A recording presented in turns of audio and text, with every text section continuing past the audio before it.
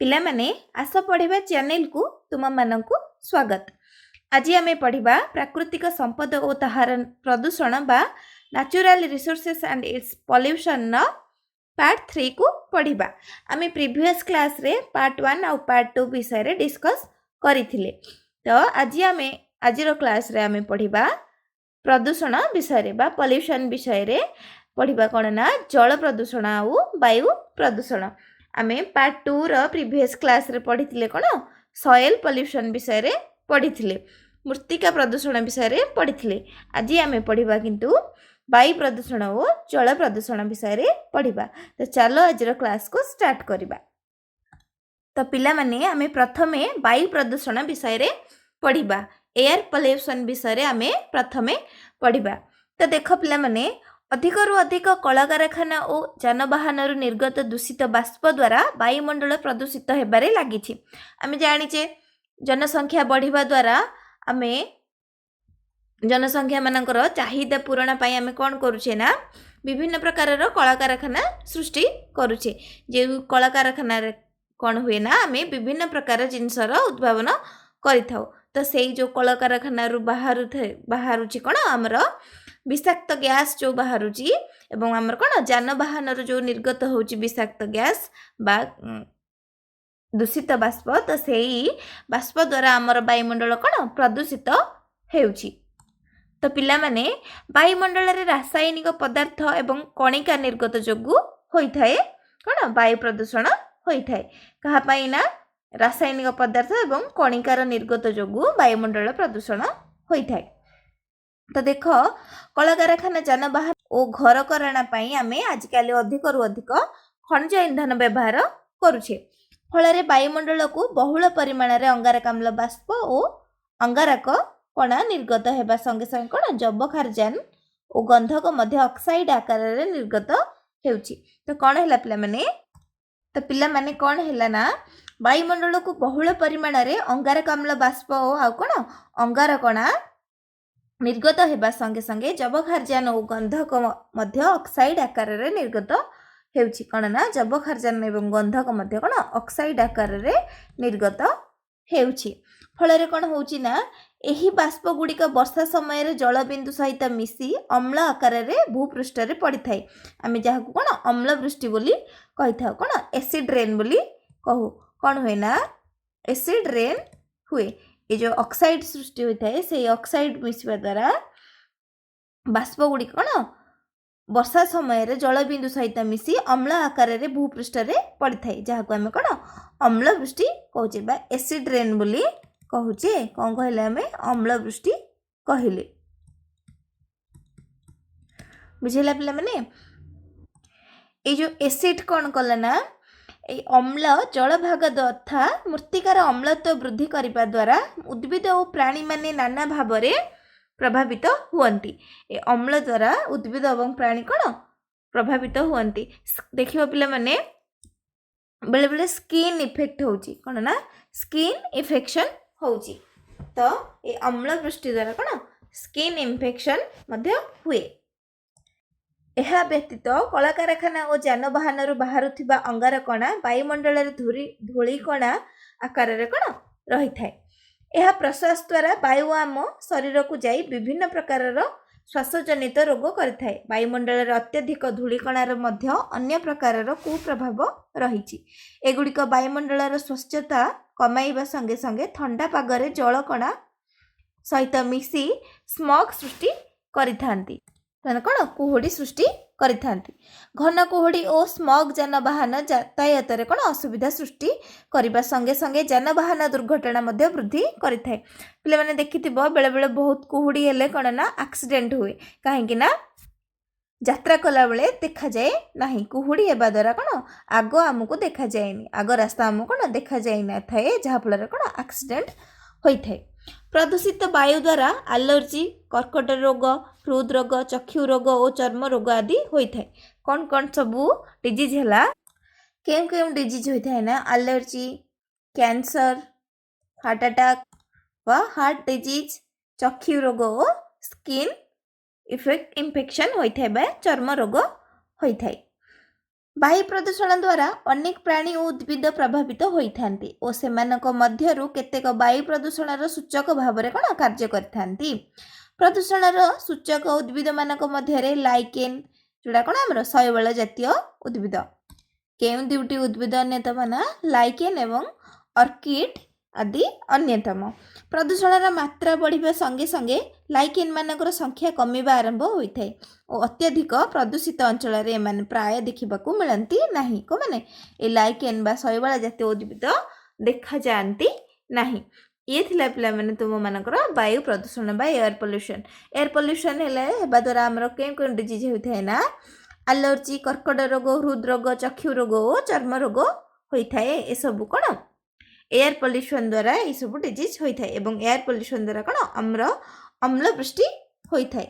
ଆମର ଯଦି କ'ଣ ବାୟୁ ପ୍ରଦୂଷଣ ହୁଏ ତାହେଲେ କ'ଣ ହେବ ନା ଆମର ଅମ୍ଳବୃଷ୍ଟି ହୁଏ, ଯାହାଦ୍ୱାରା ଆମର କ'ଣ ସ୍କିନ୍ ଇନଫେକ୍ସନ୍ ହୁଏ ବା ଚର୍ମ ରୋଗ ବେସିକାଲି ହୋଇଥାଏ। ତ ଇଏ ଥିଲା ପିଲାମାନେ ତୁମର ବାୟୁ ପ୍ରଦୂଷଣ। ଏବେ ଆମେ ଦେଖିବା ଜଳ ପ୍ରଦୂଷଣ। ତ ପିଲାମାନେ ଏବେ ଆମେ ଦେଖିବା ଜଳ ପ୍ରଦୂଷଣ। ତ ଦେଖ, ଜଳ ହେଉଛି କ'ଣ ନା ମନୁଷ୍ୟକୃତ ସମସ୍ୟା। ଜଳ ପ୍ରଦୂଷଣ କ'ଣ ଗୋଟିଏ ମନୁଷ୍ୟକୃତ ସମସ୍ୟା। ଏହାକୁ ମନୁଷ୍ୟମାନେ ହିଁ ପ୍ରଦୂଷଣ କରିଥାନ୍ତି। କାହାକୁ? ଜଳକୁ। ଦେଖ, ମନୁଷ୍ୟମାନେ କ'ଣ କରନ୍ତି ନା ଜଳକୁ ବା ଆମେମାନେ କ'ଣ କରନ୍ତି, ଜଳକୁ କଳକାରଖାନା, ଚାଷବାସ, ଘରୋଇ କାର୍ଯ୍ୟ ଯଥା ଆମର କ'ଣ କ'ଣ ଲୁଗା ସଫା କରିବା, ରୋଷେଇ କରିବା, ଗାଧୋଇବା ଇତ୍ୟାଦି ବା ବାସନ ଧୋଇବା ଇତ୍ୟାଦିରେ କ'ଣ ବ୍ୟବହାର କରିଥାଉ ଓ ଏହି ସମସ୍ତ କାର୍ଯ୍ୟରୁ ନିର୍ଗତ ହେଉଥିବା ବର୍ଜ୍ୟ ଜଳ ଭୂପୃଷ୍ଠ ଜଳ ସହିତ ମିଶିବା ଫଳରେ କ'ଣ ହୁଏ ନା ଜଳ ପ୍ରଦୂଷଣ ହୋଇଥାଏ। ତ ଦେଖ ପିଲାମାନେ, ଜଳ ଏକ ସାମୂହିକ ଦ୍ରବଣ ହୋଇଥିବାରୁ କ'ଣ ବ୍ୟବହାର ସମୟରେ ଏଥିରେ ବିଭିନ୍ନ ପ୍ରକାରର ପଦାର୍ଥ ଦ୍ରବୀଭୂତ ହୋଇ ଏହାକୁ କ'ଣ ପ୍ରଦୂଷିତ କରିଥାଏ।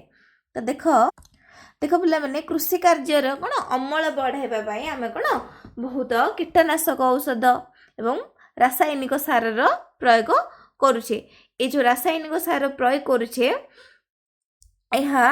ଏସବୁ ପଦାର୍ଥ ଗୁଡ଼ାକ କ'ଣ ହୁଏ ନା ଜଳରେ ଦ୍ରବୀଭୂତ ହୋଇ ଚାଷ ଜମିରେ ଥିବା ଜଳକୁ କ'ଣ ପ୍ରଦୂଷିତ କରିଥାନ୍ତି ଓ ଏହି ଜଳ ପରିବେଶରେ ପୋଖରୀ ଜଳ କ'ଣ ନା ପରିଶେଷରେ କ'ଣ ହୁଏ, ପୋଖରୀ ଜଳ ଓ ନଦୀ ସହିତ ମିଶି ଏହାକୁ ଦୂଷିତ କରିଥାନ୍ତି। ବର୍ଷା ଜଳ ସହିତ ମିଶି ଏ କ'ଣ ଭାସି ଯାଇ ପୋଖରୀ, ନଦୀ ଏସବୁ ଜଳକୁ କ'ଣ ପ୍ରଦୂଷିତ ବା ଦୂଷିତ କରିଥାଏ।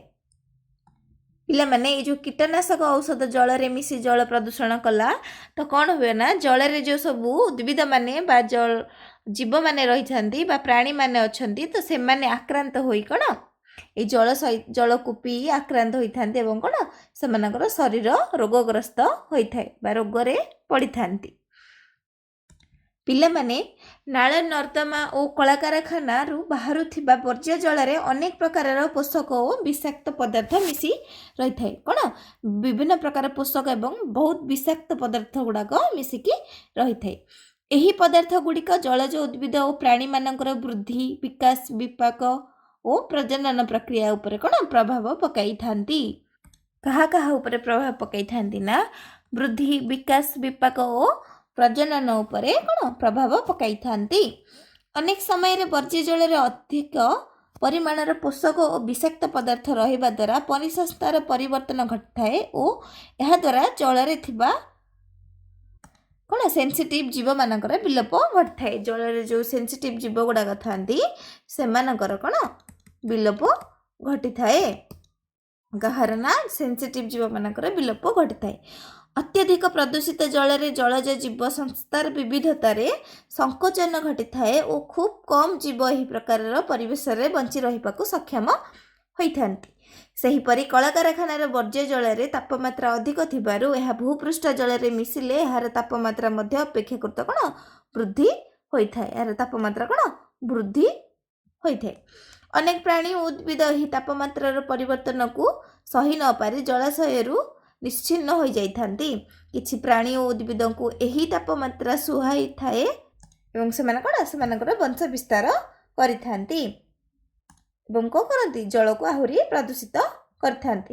ଜଳରେ ପୋଷକ ଯଥା କ'ଣ ଥାଏ जबखार्जेन और फस्फरस मात्रा वृद्धि पाइले विभिन्न प्रकार शैवाल मानकर अत्यधिक वृद्धि घटी जल सबुज वर्ण होता है। यह कौन ब्लूम कह जाए कौन कहले ना जबखार्जेन और फस्फरस मात्रा वृद्धि पाइले विभिन्न प्रकार शैवाल मानकर अत्यधिक वृद्धि घटी जल सबुज वर्ण होता है। यह आम कौन ब्लूम बोली कहले। यह द्वारा जलर मान ह्रास पाई थाए और ताहा व्यवहार उपयोगी होई न थाए। जेहेतु ये शैवाल मानकर वृद्धि होता है तो आम कौन यह कौन व्यवहार करें कि यह आमर व्यवहार उपयोगी होई न थाए।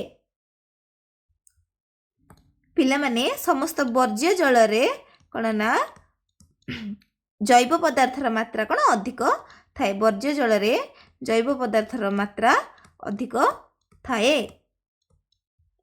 यहाकू व्यवहार करी अणुजीव माने सेमानकर वंश विस्तार करथांती और एही प्रक्रिया रे जल रे थिबा अम्लजान को शोषण करिथांती। फल जल रे अम्लजानर अभाव घटी अन्य जलज प्राणी मानक पई समस्या सृष्टि करिथाए और समय समय रे अम्लजान अभाव रु जलज प्राणी मानकर कोन मृत्यु मध्य होइथाए। कम परिमाणर मृत्यु मध्य होइथाए।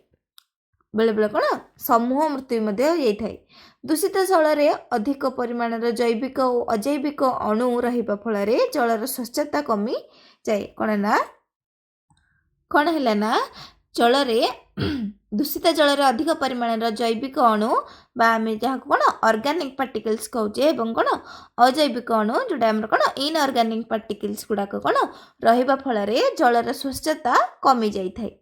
यह द्वारा जल भीतर को सौर रश्मि ठीक भाव में जाइपारे नहीं और अनेक समय जलाशयर चट्टान पर्यंत आलोक पहुँची पारे नहीं। फल चट्टान उद्भिद माने आलोक अभाव खाद्य प्रस्तुत कर न पारी मरी जाई थांती और जल भितर एमानक द्वारा निर्गत होउथिबा अम्लजान आ मिले नहीं। कहीं ना मरीगले कौन जल भितर निर्गत होउथिबा अम्लजान आ कौन मिलिबो नहीं। दूषित जल रे रोग संक्रमणकारी अणुजीव रही